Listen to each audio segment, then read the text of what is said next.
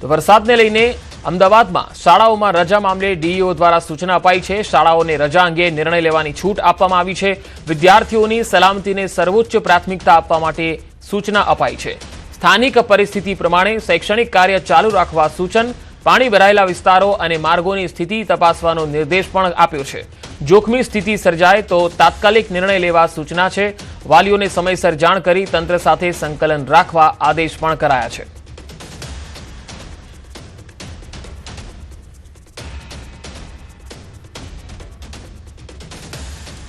હાલ અમદાવાદથી સંવાદદાતા સંજય ટાંક મારી સાથે જોડાયા છે। સંજય, અમદાવાદમાં હાલ વરસાદની કેવી સ્થિતિ છે અને ઓવરઓલ સૌથી વધારે વરસાદ કયા વિસ્તારમાં છે અત્યારે?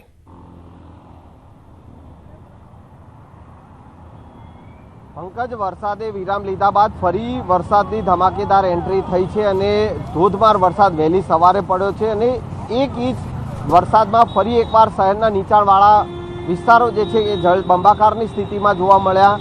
ફરી એકવાર અમદાવાદ મ્યુનિસિપલ કોર્પોરેશનનું આયોજન જે છે, જે પાણીના નિકાલનું આયોજન પાણીમાં જોવા મળ્યું। ચાણક્યપુરી વિસ્તારમાં હાલ અમે છીએ અને હું સીધા દ્રશ્ય, પંકજ, એ બતાવીશ। આપ આ દ્રશ્ય જોઈ શકો છો। આ ચાણક્યપુરી વિસ્તારના હરિવિલા એપાર્ટમેન્ટ, આર્યન બંગલોઝ, સાયોના દર્શન ઉપરાંત જજુસ બંગલોઝ, આ તમામ વિસ્તારો જે છે તેમાં પાણી ભરાયેલા છે। આ જે દ્રશ્ય આપ જોઈ શકો છો કે 1 ઇંચ જેટલો વરસાદ ચાંદોડિયા વિસ્તારમાં, ચાણક્યપુરી વિસ્તારમાં પડ્યો છે, પરંતુ 1 ઇંચ વરસાદમાં પણ જળબંબાકારની સ્થિતિ સર્જાય છે। એટલે કે આ પ્રકારની સ્થિતિનું નિર્માણ અત્યારે અહીંયા જોવા મળી રહ્યું છે। અહીંયા નજીકમાં નીતિ જે હોસ્પિટલ આવેલી છે, બાળકોની હોસ્પિટલ છે, જે પણ અત્યારે આ કોમ્પ્લેક્સમાં પાણી ભરાયા છે અને એના કારણે અહીંયા રોડ ઉપર પાણી ભરાતા લોકોને મુશ્કેલીનો સામનો કરવો પડી રહ્યો છે। સ્થાનિક લોકો છે તેઓ આપણી સાથે છે, તેઓ પાસેથી જાણીશું। શું કહેશો, આ વિસ્તારમાં જ્યારે પણ વરસાદ પડે છે પાણી ભરાઈ જાય છે, પાણીના નિકાલની કોઈ વ્યવસ્થા નથી, કોઈ જ વ્યવસ્થા નથી। નિકાલની કોઈ બહુ ટાઈમ લાગે। વચ્ચે હમણાં વરસાદ પડ્યો તો 3 દિવસ સુધી અહીંયા પાણી ભરાયેલું જ રહ્યું। કોઈ એક જ વાન છે અત્યારે, ડી-વોટરિંગ એક જ વાન છે અત્યારે, બીજી કોઈ વ્યવસ્થા થતી નથી, બીજી કોઈ વાન આવતી નથી। કેટલી વાર રજૂઆત કરી ચૂક્યા છો? મેં કોર્પોરેશનમાં ઘણીવાર મેં કમ્પ્લેન લખાઈ છે, પણ હજુ સુધી કંઈ થતું નથી।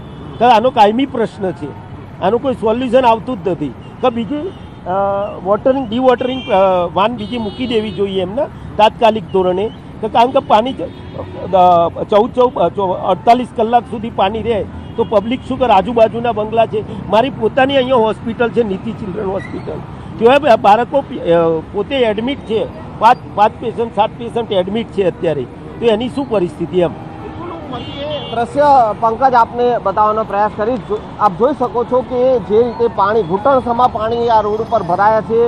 આ એસજી હાઈવે તરફ જવાનો આ મુખ્ય રસ્તો છે, હાઈકોર્ટ તરફ જવાનો આ રસ્તો છે અને એ સ્થિતિ આપ જોઈ શકો છો કે અહીંયા પાણી ભરાવાની સમસ્યા દર વખતની છે, આ પહેલી વારની સ્થિતિ નથી।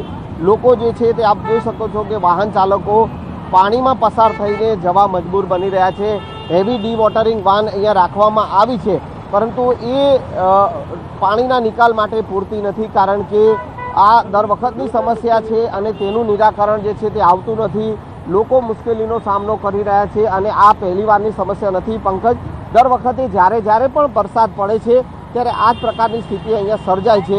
તેમ છતાં અમદાવાદ મ્યુનિસિપલ કોર્પોરેશનનું તંત્ર છે કે અહીંયા પાણીના નિકાલની કોઈ વ્યવસ્થા કરી શક્યું નથી, પંકજ। સંજય, ખાસ કરીને હવે જ્યારે સવારનો સમય હોય અને વેપારી વર્ગ હોય, નોકરિયાત વર્ગ હોય, પોતે નોકરીએ જતા હોય છે, વિદ્યાર્થી વર્ગ શાળા કોલેજે જતો હોય છે, મનપા દ્વારા કોઈ સૂચનાઓ જાહેર કરવામાં આવી છે આજના આ વરસાદને લઈને?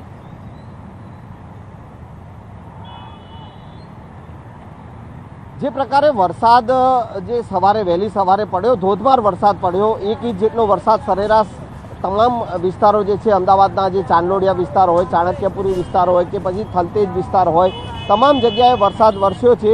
જોકે અત્યારે વરસાદે વિરામ લીધો છે, એટલે અમદાવાદ મ્યુનિસિપલ કોર્પોરેશન દ્વારા કોઈપણ પ્રકારની સૂચના હજુ જાહેર કરવામાં આવી નથી, પરંતુ જે પ્રકારે વહેલી સવારે ધોધમાર વરસાદ વરસ્યો હતો અને તેના કારણે શાળાને લઈને ક્યાંક ને ક્યાંક એ સૂચનાઓ જે છે તે જાહેર કરવામાં આવી છે અમદાવાદ જિલ્લા શિક્ષણ અધિકારી દ્વારા, કે જે તે વિસ્તારમાં ધોધમાર વરસાદ હોય કે પાણી ભરાવાની સમસ્યા સર્જાઈ હોય તો તે શાળાએ સ્વેચ્છાએ શાળામાં રજા રાખવાનો નિર્ણય શાળા લઈ શકે છે।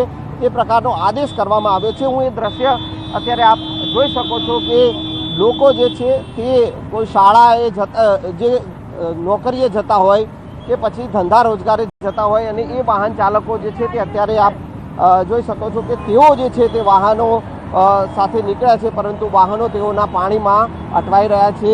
વાહન ચાલકોને દર વખતની આ સમસ્યા સર્જાય છે અને દર વખતે આ જ પ્રકારની મુશ્કેલીનો સામનો વાહન ચાલકો હોય કે સ્થાનિક રહીશો હોય તે કરી રહ્યા છે। જી સંજય, સતત અપડેટ લેતા રહીશું। હાલ માહિતી આપવા માટે આભાર। તો અમદાવાદમાં મોટાભાગના વિસ્તારોમાં સાર્વત્રિક વરસાદ જોવા મળી રહ્યો છે। વહેલી સવારથી જ વરસાદ શરૂ થયો। હવે વાત ખેડા જિલ્લાની। ખેડાના માતરમાં 4 દિવસથી જળબંબાકારની સ્થિતિ યથાવત છે। અહીંયા અનેક રસ્તાઓ હજુ પણ પાણીમાં ગરકાવ છે। સીમ વિસ્તારના ઘરોમાં હજુ પણ પાણી ભરાયેલા છે। ફરી વરસાદ શરૂ થતાં સ્થાનિકોની મુશ્કેલીમાં વધારો થયો છે। તસવીરોમાં તમે જોઈ શકો છો, ખેડાના માતરથી તસવીરો આવી રહી છે। જો કે ખેડા જિલ્લાના અનેક વિસ્તારોમાં વરસાદ છે। નડિયાદમાં પણ કેટલાય વિસ્તારોમાં પાણી ભરાયા છે। વધુ માહિતી મેળવીએ। ખેડાથી સંવાદદાતા ઉમંગ મારી સાથે જોડાયા છે। ઉમંગ, ખેડામાં આજની સ્થિતિ શું છે? માતરમાં જે જળબંબાકારની સ્થિતિ છે કે બાકીના તાલુકાઓમાં પણ છે?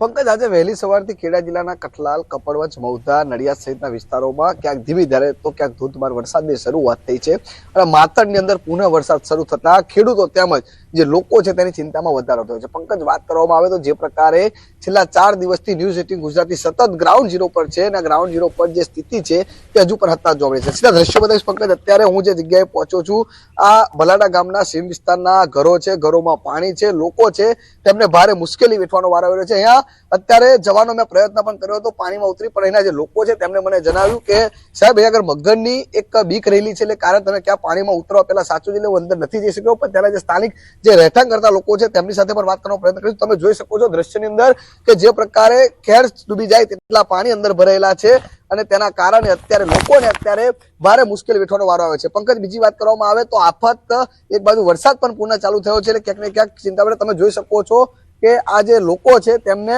જેમના ઘરોની અંદર પોતાનું અડધું શરીર ડૂબી જાય તેટલા પાણી ભરાયેલા છે અને અત્યારે આ લોકો સાથે પણ આપણે વાત કરવાનો પ્રયત્ન કરીશું, કેવા પ્રકારની મુશ્કેલી પડી રહી છે તેમને। કેમેરામેન થોડાક નજીક આવે તેની સાથે સીધી વાત કરવાનો પ્રયત્ન કરીશું। કાકા, શું નામ તમારું? કેવા પ્રકારની સ્થિતિ છે? રમેશભાઈ, કેવા પ્રકારની પરિસ્થિતિ? સાહેબ, અહીંયા કોઈ પાણીની બહુ તકલીફ છે અને પાણી બહુ ચડી ગયું છે અને સાહેબ અહીંયા કોઈ મામલેદાર સાહેબ કોઈ અમારી કોઈ તપાસ કરી નથી। અમે ગંભીર પરિસ્થિતિમાં છીએ। કાકા, કેટલા દિવસથી આવી પરિસ્થિતિમાં છો? અમે 4 દિવસથી છીએ। બરાબર। અંદર શું ઘરની અંદર કેટલું પાણી બેસી ગયું છે? ત્યારે હમણાં પાણી મારા ઘરની અંદર છે।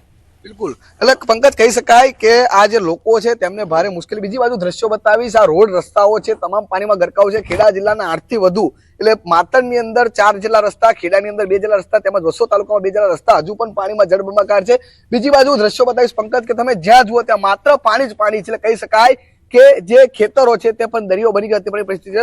અહીંના લોકો કહી રહ્યા છે કે તંત્ર તેમની વારે નથી આવ્યું, એટલે કહી શકાય પંકજ હજુ પણ આ પાણી છે તે ઓસરવાના નામ નથી લઈ રહ્યું અને હજુ અહીંના લોકો છે તેને ભારે મુશ્કેલી વેઠવાનો વાર આવી રહ્યો છે। જી પંકજ। જી ઉમંગ, સતત અપડેટ આપની પાસેથી લેતા રહીશું। હાલ માહિતી આપવા માટે આભાર। તો આપ માતરની તસવીરો જોઈ શકો છો। અહીંયા 4 દિવસથી પાણી એટલા ભરાયેલા છે કે લોકોનું જીવન ઠપ થયું છે।